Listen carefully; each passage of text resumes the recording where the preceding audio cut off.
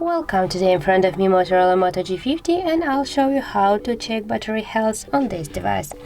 So first you should go to the Play Store,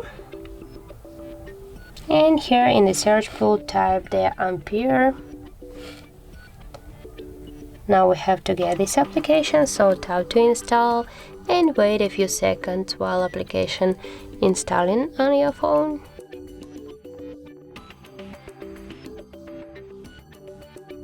Okay, now just open the app. Here click yes, I agree, big close, and here on the left down corner tap to OK. And as can you see right now, we got here the health of our battery. You can see that that's good. Also we got here another information like the battery level, the temperature of battery, the Android version, model of your phone, and more and other information. So that's how it looks. If you found this video helpful, leave a like, comment and subscribe our channel.